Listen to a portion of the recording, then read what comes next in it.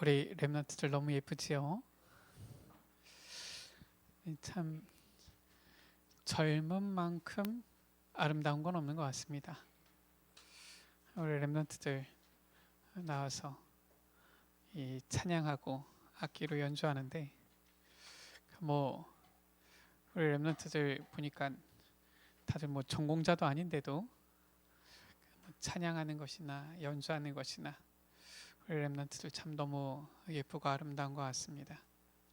이러한 랩런트가 우리 에베네셀 교회에서 자라나고 있다는 것에 대해서 참으로 하나님께 감사를 드립니다. 우리 랩런트들을 위해서, 우리 대학 청년, 우리 랩런트들을 위해서 우리가 더욱더 기도하며 이 랩런트 운동에 우리가 힘써야 되겠습니다.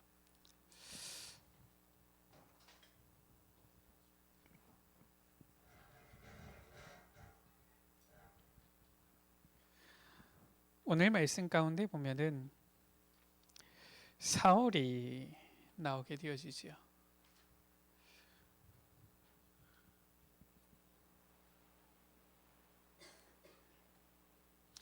사도행전 7장에 보면은 청년 사울이다 이렇게 나옵니다. 이 청년 사울이 오늘 말씀에 중요한 그날, 그때, 그곳에 시간표를 가지게 되어진 거예요. 우리 대학생, 우리 청년들, 우리 랩런트들에게 있어서도 실은 이러한 부분이 더 늦기 전에 대학생, 청년 때에 있어야 됩니다. 그리고 우리 랩런트들에게 이러한 시간표가 임하도록 우리 중직자 또 우리 성도님들께서는 같이 기도해 주시고 앞에서 우리가 본을 보이며 나아가야 되지요.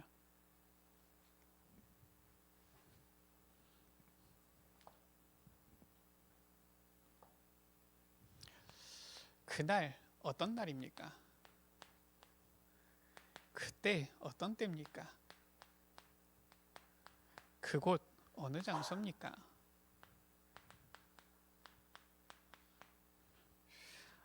이 사울이 완전히 바울로 변화되어진 그날, 그때, 그곳이에요.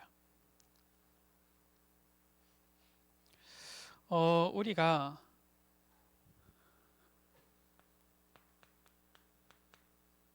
사울 누군지 잘 알잖아요. 이 사울은 사도행전 7장 58절에 보니까 스데반을 돌로 치는데 증인이 되어진 사람이에요. 청년 사울이다 이렇게 나오는 부분이지요. 이 사울은 완전 불신자냐, 뭐 전혀 하나님에 대해서 모르는 자냐 아닙니다. 뭐 상태는 불신자하고 마찬가지지요. 그러나 철저한 종교 생활하는 자고요. 철저한 율법 속에 있는 자입니다. 그렇기 때문에 사도행전 8장 1절에 보면은 사울은 스데반이 죽임당함을 마땅히 여겼다라고 했어요. 그 말은 무엇입니까? 철저한 자기만의 이 신념, 철학을 가지고 있는 사람이었어요. 대학생 청년들에게 어떻게 보면은 이 맞는 이러한 지금 상황이지요. 대학생 청년들 사역하면서 보니까 대학생 딱 띄워주면 어떻게 되느냐? 일단은 이 대표적으로 생각이라는 부분에 있어서 이제는 자율적인 생각이 가능해지죠. 머리가 커지는 거예요. 그러니까 제일 많이 듣는 이유가 이런 거였어요. 왜 그렇게 해야 되는데요? 이런 거예요. 술 마시면 안 된다. 뭐 우리 장로님들 같은 경우도 뭐 지사님들 같은 경우도 당연히 그래야 되는구나 이렇게 하지만은 대학생들은 술 마시면 안 된다 그러면 왜 마시면 안 되는데요? 이렇게 묻습니다.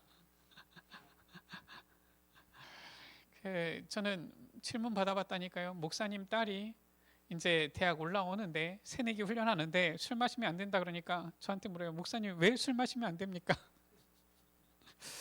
목사님 딸이 묻는데 뭐라고 얘기합니까? 이 친구가 뭐 교회를 안 다녔습니까? 신앙생활을 안 해봤습니까? 제가 보면은 이 교회에 대해서 잘 모르는 친구들 같으면은 성경을 근거로 얘기를 해줬을 텐데, 얘는 목사님 딸이에요. 태어날 때부터 뭐 보면은 뭐 어머니 뱃속에서부터 신앙생활 하는 애고, 뭐 어려서부터 계속 뭐 다락방 메시지 들었던 애인데 뭔 얘기가 필요합니까? 간단하게 얘기했어요. 하나님께서 너에게 양심을 주셨다. 네 양심적으로 술 마시면 되겠냐 안 되겠냐? 뭐 다른 말이 필요 없어요. 모르는 애가 아니에요.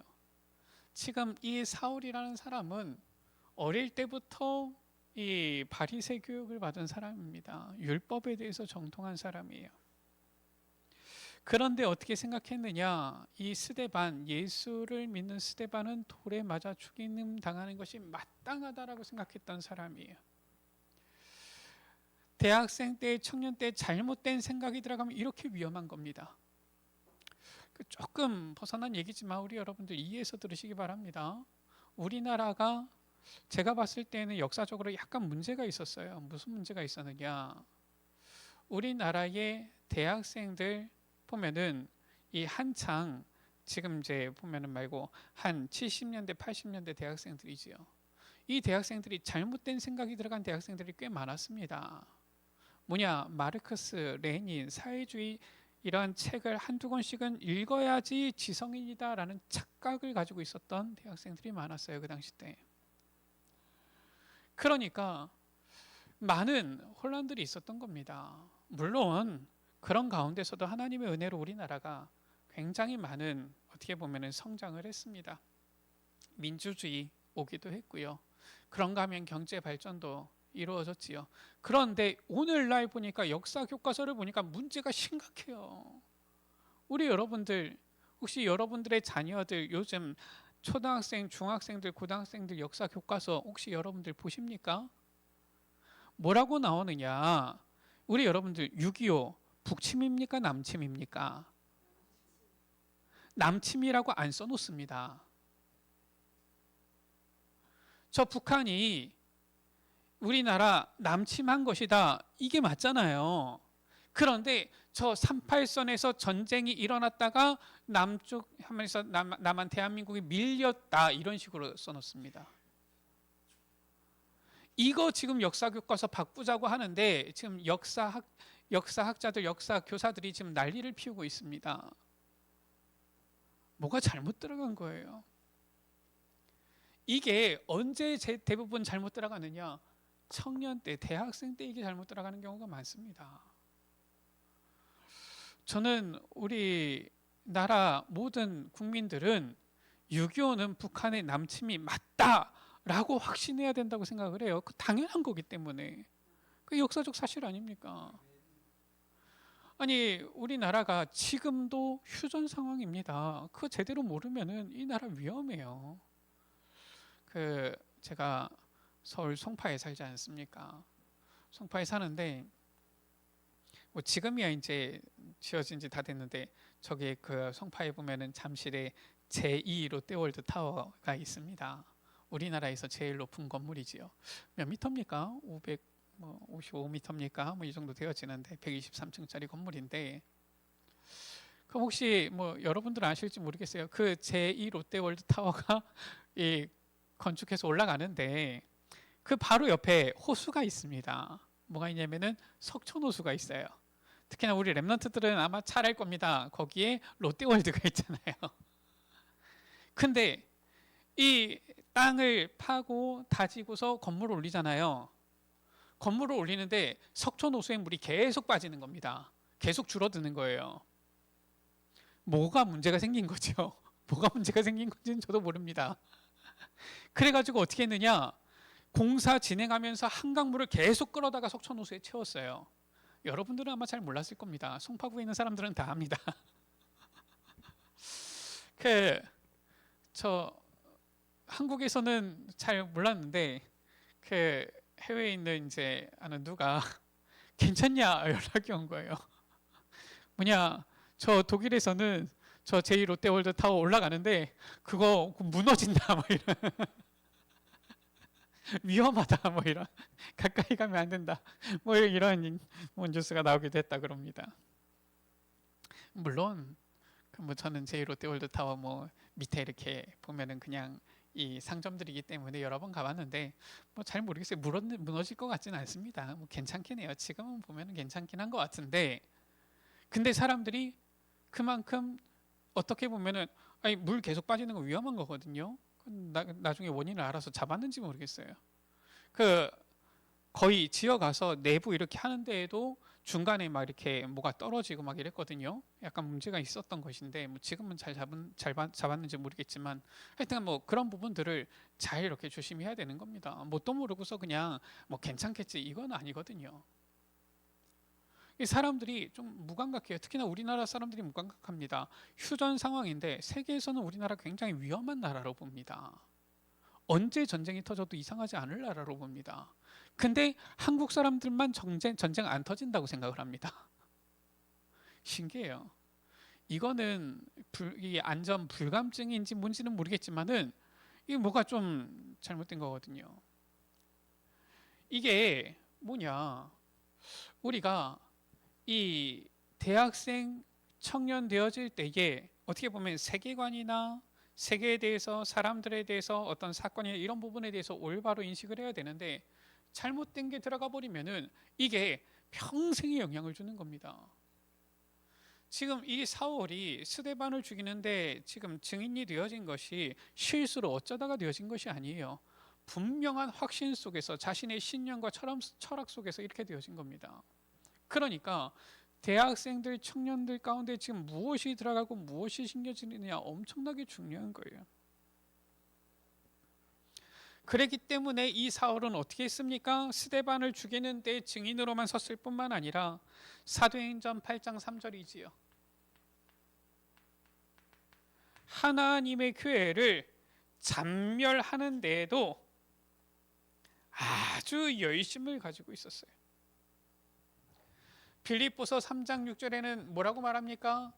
내가 열심으로 교회를 박해했다 이렇게 했어요. 이 사도 바울이 성격이 나쁘다 그 말이 아닙니다. 지금 사도 바울이 구약 성경은 잘 알고 있었고 하나님을 믿는다라고는 하는데 복음을 몰랐던 거예요. 복음을 모르니까 사실상 구원 못 받은 것이지요. 그러니까 잘못된 데에 열심을 내는 것입니다. 그래서 디모데전서 1장 15절입니다. 내가 죄인 중에 괴수다라고 했어요. 자기가 죄인의 괴수라고 고백할 만큼 이 잘못된 데에 아주 열심을 내고 앞장섰던 사람 사울입니다.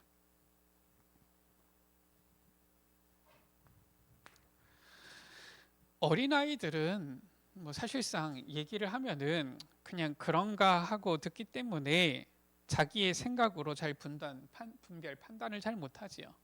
제가 보니까 고등학생들까지는 그런 경우가 많아요. 그래서 고등학생들까지는 어떻게 합니까? 공부를 해도 주로 보면은 이제 주입식 교육을 많이 합니다. 저는 주입식 교육이 꼭 나쁘다고 생각하지는 않습니다. 자기 스스로 생각 판단이 잘 안 될 때에는 올바른 걸 주입시켜 줘야 돼요. 그렇지요? 그렇지 않습니까? 물론 잘못된 거 주입하면은 문제가 더 커지지만 올바른 거를 지도해주고 주입해주는 부분은 필요하지요. 대학 청년쯤 되어지면은 주입한다고 해서 다 들어가는 게 아닙니다. 그래서 대학생 때부터는 교육 방법 자체가 달라지잖아요. 고등학생 때까지는 주로 교과서 공부를 합니다. 그렇지요? 보통 학교에서 정한 교과서 하나를 가지고 그거 공부를 하는데 대학 들어가면은 어떻게 됩니까? 교과서가 뭐예요? 하나가 아닙니다. 메인 텍스트라고 해가지고 주로 보는 주 교재가 있고 그 외에 서브 텍스트라고 해서 여러 가지 책들을 다 같이 동시에 보는 거예요. 그러면서 대학부터는 이제 누구에게서 사사 받았느냐, 교수를 받았느냐, 누구에게서 지도를 받았느냐 이런 게 이제 영향을 미치는 겁니다. 왜냐? 여러 가지 이제는 책들을 보는데 그 중에서 내가 지도받은 교수는 어떠한 생각을 가지고 있었느냐 그거예요. 그게 대학생입니다. 그래가지고 대학교에서는 어떻게 합니까? 책에 있는 내용 그대로 쓰면은 점수 잘 나와요? 아닙니다. 내게 가르친 교수가 원하는 이 방향, 답이 무엇이냐 그걸 적어야지 올바른 하나님에서 점수가 나오는 겁니다. 그게 대학 교육이에요. 지금 이 사울은 청년의 때에 이미 딱 들어가 있었던 거예요. 뭐가? 열심을 가지고 잘한다고 생각했지만 틀린 것이 딱 들어가 있었던 겁니다. 율법은 철저하게 들어가는데 복음 빼놓은 거, 복음만 안 들어가고 나머지는 이제 잘 들어가 있었는데 복음만 안 들어가 있었던 거예요. 이때에 오늘 이 다메섹의 사건입니다.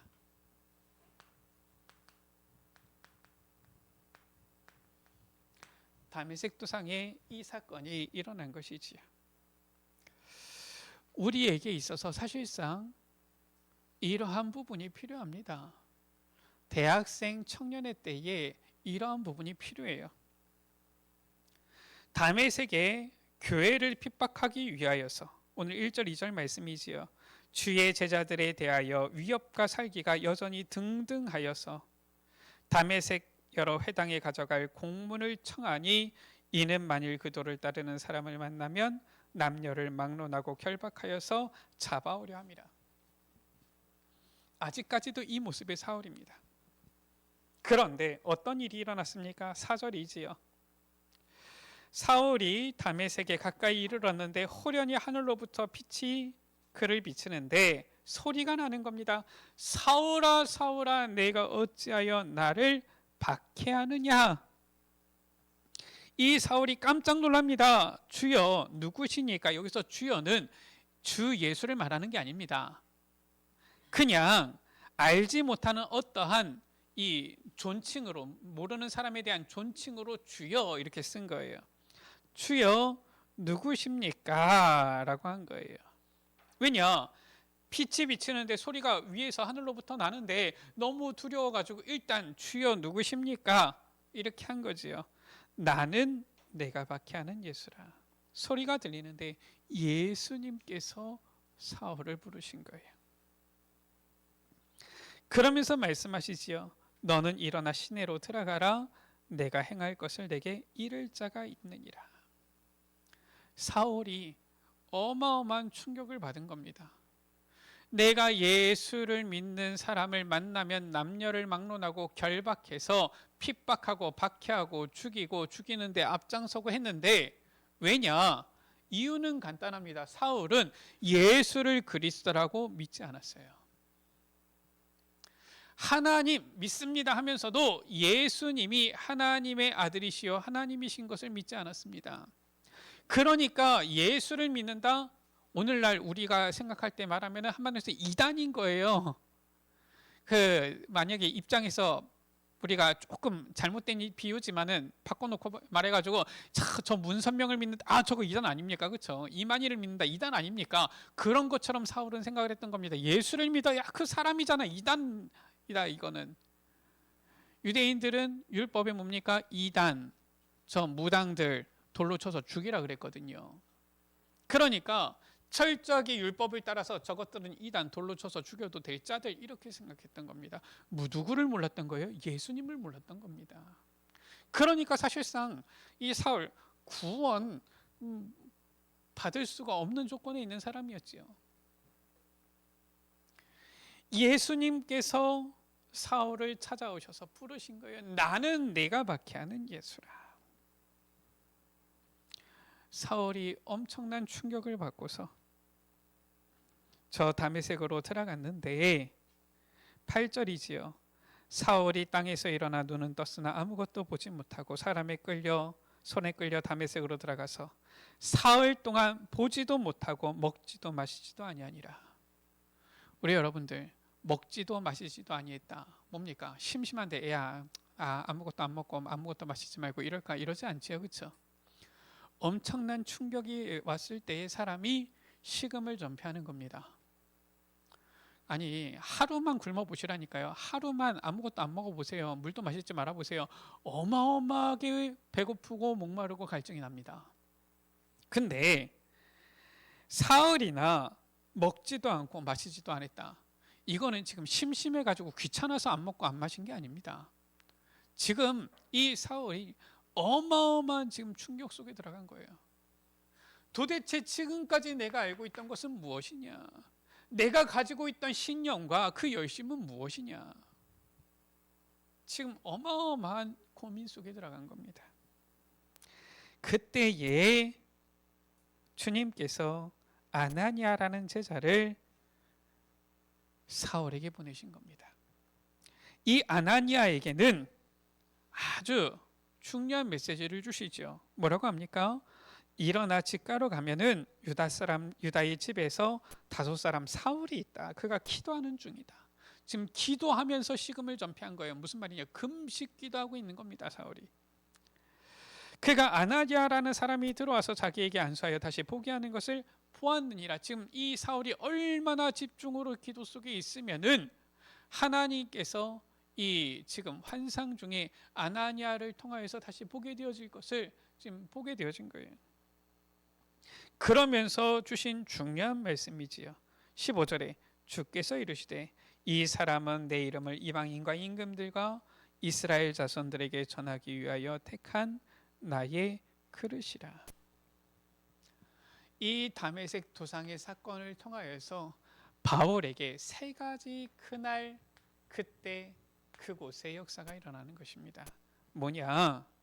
아까 전에도 말씀드렸지만은 이 사울은 율법은 열심이었지만은 사실상 복음 몰랐어요. 그러니까 구원 못 받았겠지요. 이 바울에게 구원의 전환점이 일어난 거예요. 물론 우리 에베네셀 대학 청년들 중에서는 구원 못 받은 사람은 없겠죠. 그렇죠? 그러나 우리 인생에 3가지 중요한 전환점이 있어야 된다면 이겁니다. 특히나 대학 청년 때에는 반드시 이 전환점이 내게 있는지 확인해 봐야 돼요. 구원의 전환점입니다. 구원 못 받은 사람 구원 받아야 돼요. 제가 대학 청년 사역을 하는데 장로님 아들이에요. 어릴 때부터 우리 다락방 메시지를 들으면서 자랐어요. 초등학생 때 주일학교에서, 중고등학생 때 이 중고등부에서 이 다락방 메시지 들으면서 자라왔습니다. 대학생이 되어졌어요. 저를 만났습니다. 어느 날 저한테 묻는 거 있죠. 목사님, 그리스도가 뭐예요? 우리 여러분들, 그리스도 모르면 구원 못 받습니다. 그렇잖아요. 이 친구가 저한테 물어요. 목사님, 그리스도가 뭐예요? 보니까 늘 뭐 예배 시간 겨우겨우 아니면 늦게 이렇게 오고 보니까 예배 시간 와도 제대로 듣지도 못하고 막 이런 친구인데 한마디로 말해서 아무도 이 친구한테 너 구원 받았냐 제대로 물어본 사람이 없는 거예요. 왜냐? 어릴 때부터 장로 아들이라 어릴 때부터 교회에 있었어요. 그러니까 아무도 안 물어보는 거 있죠. 여러분 구원 받으셨습니까? 이 전환점이 있어야 돼요. 사울에게 지금 이 전환점이 찾아온 겁니다. 우리 대학 청년들이 있는데 우리 에베네셀 교회 대학 청년들 실은 명단은 좀 있어요. 보니까 뭐 우리 성도님들 자녀들도 있고 해서 있는데 보면은 거의 예배 안 되어지는 이러한 친구들도 있지요. 점검되어야 됩니다. 구원의 전환점. 저는 몰랐네요. 얘기를 나중에 들었는데 지난번에 보니까 이 결혼식 이후에 그 우리 이제 같이 해가지고 같이 뭐 어디 뭐 이제랑 같이 이렇게 뭐 같이 뭐 밥을 먹었다고요? 뭐 어디를 갔다고요? 뭐 이런 이제 얘기가 있더라고요. 확인해야 됩니다. 같이 반가운 얼굴 보고서 인사만 할 것이 아니라 확인해야 돼요. 구원의 전환점 확인해야 됩니다. 어릴 때부터 그냥 교회 안에서 자라고 있으니까 구원 받았는지 안 받았는지 확인도 안 하는 경우가 많아요. 물론 우리 렘넌트들은 지금 뭐 제가 여기 있는 우리 렘넌트들은 거의 다 뭐 확인된 것 같은데, 이 구원의 전환점, 그날 그때 그곳입니다. 구원받지 못하면은 아무리 열심히 살고 노력해도 아무 소용없다니까요. 인생 100년 살면 뭐합니까? 구원 못 받는데 아무 소용없는 거예요. 이 시간표가 사울에게 딱 찾아온 겁니다. 구원의 전환점뿐만 아니라 인생의 이제는 복음을 깨닫게 되어지는 것이지요. 이 복음의 전환점입니다. 정말 복음이 무엇인지 아느냐 그 말이에요. 이 사울은 성경에 대해서 잘 알고 있었어요. 얼마나 잘 알았는지 바리새파가 되어질 만큼 아주 율법에 뛰어난 사람이었어요. 가말리엘 밑에서 수학을 했던 뛰어난 이 사람이었어요. 그런데 복음을 몰랐던 거예요. 복음 모르면 구원 못 받고요. 복음 모르면 아무리 교회 열심히 다녀도 종교 생활이지 제대로 된 전도 열매를 맺을 수가 없습니다. 그래서 이 그날 그때가 그것이 필요한 거예요. 우리 에베네셀 대학 청년들, 여러분들은 구원 받았습니까? 그럼 정말 복음을 알고 누리고 있습니까? 이 전환점이 있어야 돼요. 정말 내가 복음을 깨닫게 되어지면은 어떻게 되어지느냐? 사도행전 9장 22절 보세요. 사울은 힘을 더 얻어 예수를 그리스도라 증언하여 다메섹에 사는 유대인들을 당혹하게 하니라. 참을 수가 없어요. 견딜 수가 없어요. 복음의 전환점, 복음을 깨닫게 되어지면 이 복음을 말하지 아니할 수 없어요. 우리 오늘 주일 난 예배 시간에 보았듯이 그리스도께서 우리를 위하여 고난을 받으셨는데 이 복음 깨닫게 되어지면은 어떻게 됩니까? 우리의 육체에 남은 이 때를 하나님의 뜻을 따라 살 수밖에 없는 거예요. 물론 하나님의 뜻을 따라 사는 것이 무조건 다 목사 되는 것은 아닙니다. 저는 이제 이 보아온 것이 그렇기 때문에 나는 이제 이 목회자의 길을 가야 되는구나 이렇게 생각을 했던 것인데, 그 뭐 보니까 우리 렘넌트들을 뭐 꼭 목사 돼야 될 필요가 있는 건 아니에요. 그러나 인생이 하나님의 뜻을 따라 살아갈 수밖에 없어요. 복음 깨닫게 되어지면. 복음 들었는데도 그래도 나는 내가 원하는 대로 살고 싶은데 그 사람 복음 못 깨달은 겁니다. 복음 모르는 거예요, 그 사람.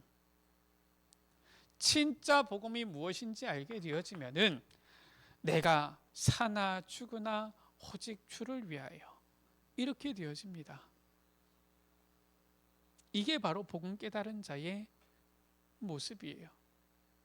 복음 못 깨달은 사람, 교회는 가지만 세상 것이 늘 항상 부러워 보이고 세상 것이 늘 아쉽고 세상 것이 늘 보면 한 발 담그고 싶고 이렇게 되어집니다. 그 사람 뭡니까?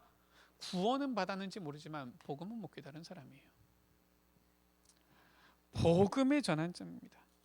지금 이 사울은 아나니아를 통하여서 왜 예수님이 그리스도이신지, 예수 그리스도께서 하신 그 일과 나와 무슨 상관이 있는지, 그렇다면은 이 예수 그리스도 그분을 믿을 때 어떠한 역사가 일어나는지 완전히 깨달아 버린 거예요. 그러니까 전에는 예수 믿는 사람들 남녀를 결박하여 잡아 죽이려고 했던 이 사울이 완전히 변하여서 오히려 예수는 그리스도라고 증언하여서 유대인들을 당혹하게 하는 이런 일이 일어나는 겁니다.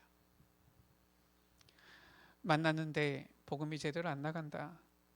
누구를 만났는데 제대로 복음을 전달할 수 없다. 이것부터 확인해야 돼요. 나의 복음의 전환점, 그날 그때 그곳이라니까요.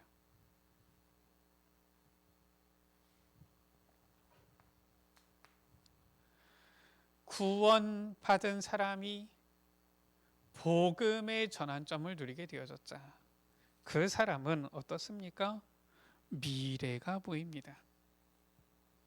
오늘 말씀 가운데 15절이지요. 가라, 이 사람은 내 이름을 이방인과 임금들과 이스라엘 자손들에게 전하기 위한 택한 나의 그릇이라. 소명을 깨닫게 되어지는 거예요. 소명의 전환점입니다. 내가 무엇을 해야 될까? 내가 앞으로 뭐 해야 되지? 뭐 하면서 내가 살아가야 되지? 사실상 이 전환점을 확인하지 못한 사람이지요. 사도 바울이죠. 사울은 다메섹 도상에서 이 전환점을 완전 체험해 버린 겁니다. 더 이상 미래에 대해서 고민할 필요가 없어요. 아무리 고난이 와도 힘들어도 선한 청지기로 가야 될 길이 딱 나온 겁니다. 뭡니까? 이방인과 임금들과 이스라엘 자손들에게 내 이름을 전하기 위하여 택한 나의 그릇이다. 그러니까 고민할 필요 없습니다. 돌아갈 이유도 없어요. 야, 내가 뭘 잘하지? 내 전문성이 뭐지? 내 달란트가 뭐지? 내가 무엇에 재능이 있지? 내가 무엇에 흥미 있지? 그게 아닙니다. 소명이 딱 나오는 거예요.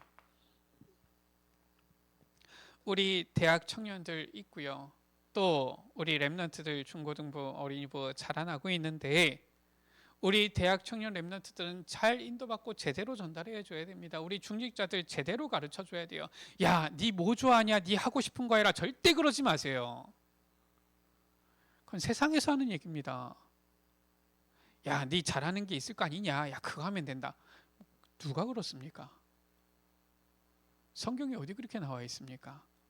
그게 아니에요. 소명의 전환점입니다. 잘하고 못하고가 중요한 게 아니에요. 내가 흥미가 있고 없고가 아닙니다. 내가 재밌어 하고 안 하고가 아니에요. 하나님께서 우리를 부르신 소명이 있다니까요. 이 사람은 내 이름을 이방인과 임금들과 이스라엘 자손들에게 전하기 위하여 택한 나의 그릇이라. 야, 나는 관심이 있으니까 나는 이거 해야지, 저거 해야지. 나는 이거 재밌는 것 같으니까 이 분야로 가야지. 이 학과 전공해야지. 야, 이쪽으로 나중에 취업해야지. 전부 다 그거 뭡니까? 내 생각이에요.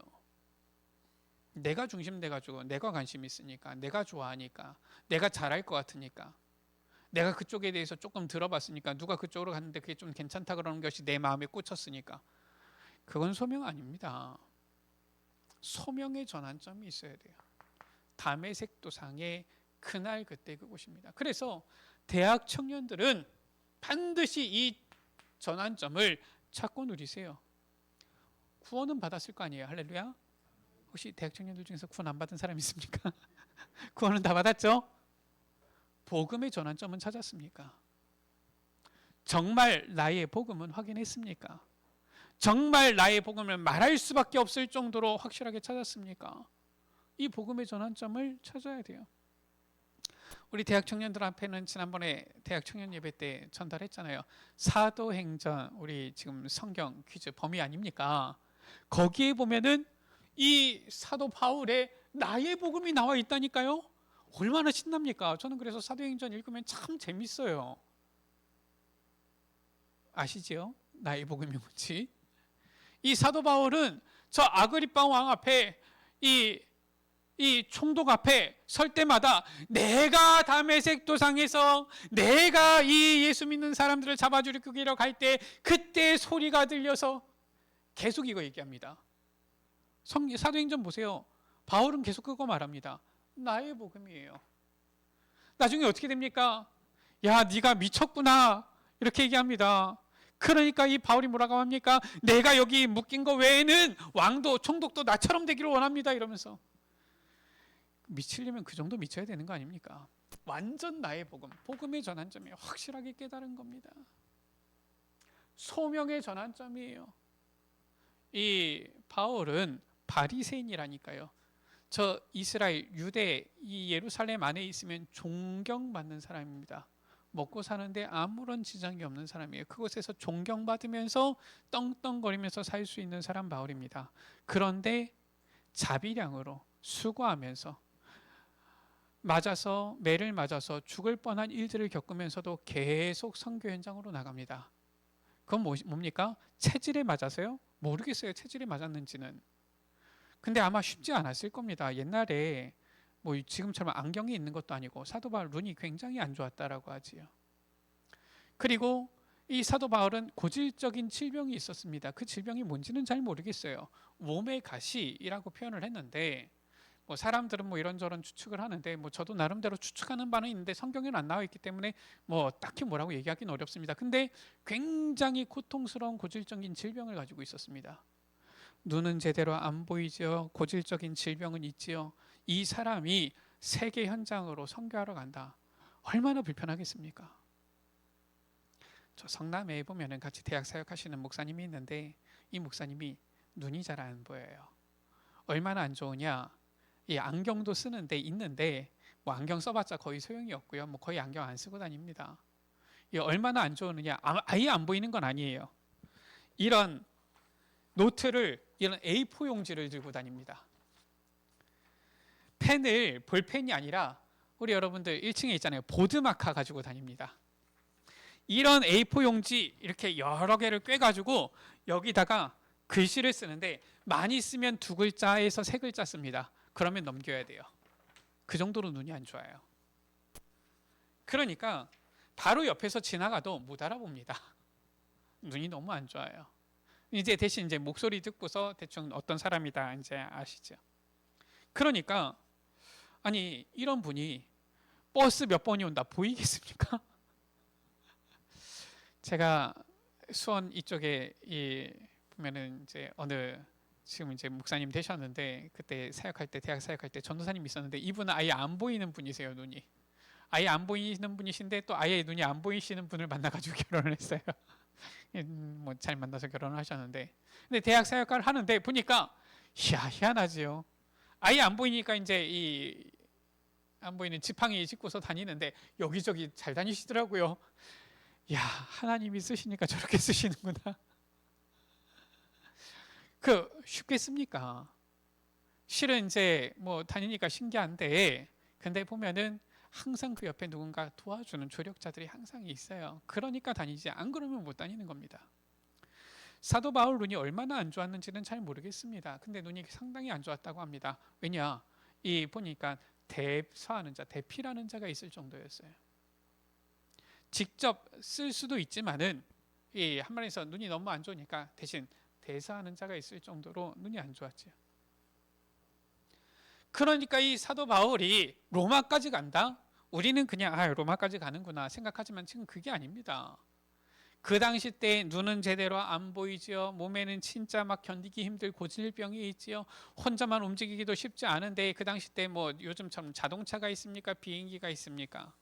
그런데 로마까지. 우리 여러분들 자꾸 내가 원하는 것을 자꾸 내 마음에 원하는 것을 하나님의 뜻이라고 생각하지 마세요. 하나님께서 원하시는 뜻, 나를 부르신 소명을 찾아야지 자꾸 내가 원하는 것을 끼워 맞춰가지고 하나님 있게 이렇게 해서 내가 하나님께 영광 돌리겠습니다. 억지 부르지 마시라니까요. 대학 청년 때에 그날 그때 그곳이 있어야 돼요. 이거 찾으면은 우리 여러분들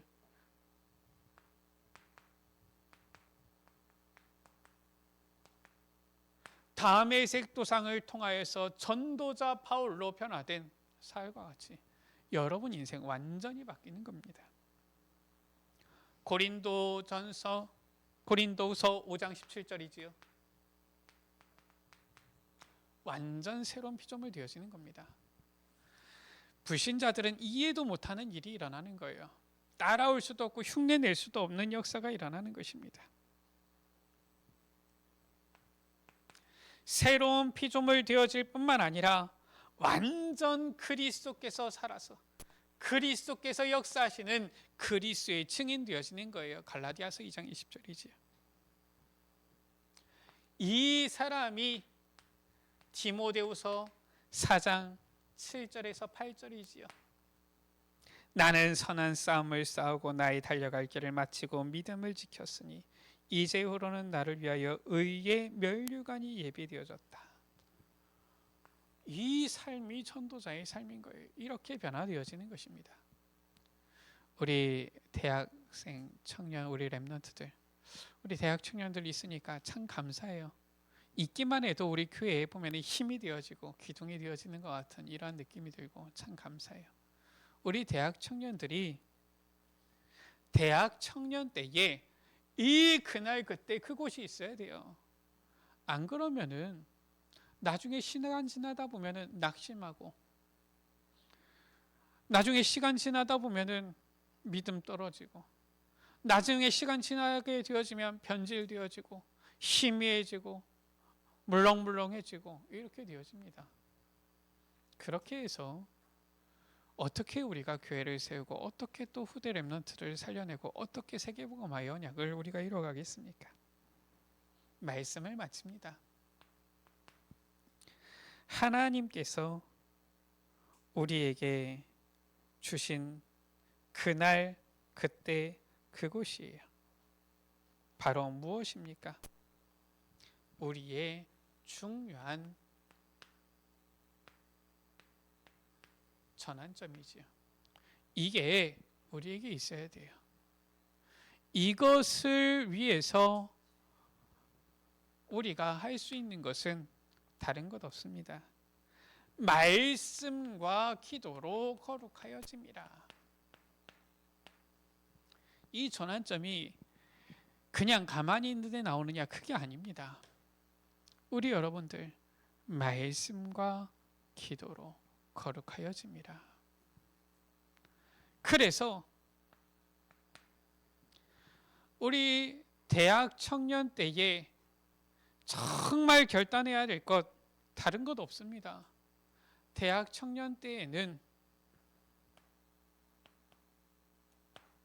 예배가 얼마나 중요한지 이걸 아는, 이 예배를 드리는 영적 서밋만 되어지면 하나님께서는 말씀과 기도 속에서 우리 여러분들에게 이 전환점 허락하시는 겁니다. 이 그날 그때 그곳이 내게 우리에게 임하면은 우리 대학 청년들, 여러분들 적은 것 같은데 그게 아니에요. 여러분들 지금 제 오늘 보니까 4명이 있는데 4명 때문에 교회 살아요. 1명 때문에라도 살아납니다. 1명 때문에라도 하나님께서는 역사하십니다. 우리 에베네셀 대학 청년들, 또 오늘 이 헌신 예배에 참여하지 못한 우리 대학 청년들도 정말 하나님께서 주시는 이 전환점 그날 그때 그곳을 누리게 되어지기를 주의 이름으로 축복합니다. 이 때가 우리 렘넌트들에게 임하도록 정말로 함께 기도하는 우리 모든 에베네셀 가족들 되시기를 주의 이름으로 축복합니다. 기도합니다. 하나님 감사합니다. 저 핍박자 사울이 전도자 바울로 변화되어진 그날 그때 그곳 이 다메섹 도상이 우리 에베네셀 대학 청년들에게도 있게 하여 주옵소서.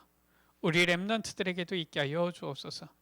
구원의 전환점이, 이 복음을 완전히 깨닫게 되어지는 전환점이, 그리하여서 정말 하나님의 뜻을 따라 살게 되어지는 이 소명의 전환점이 우리 렘넌트들에게 있게 하여 주옵소서. 정말 이 세상에 많은 젊은이들, 청년들과 구별되어지는 우리 에베네셀 대학 청년 렘넌트들이 일어나도록 주님 축복하여 주옵소서. 우리 구주 예수 그리스도의 이름으로 기도드립니다. 아멘.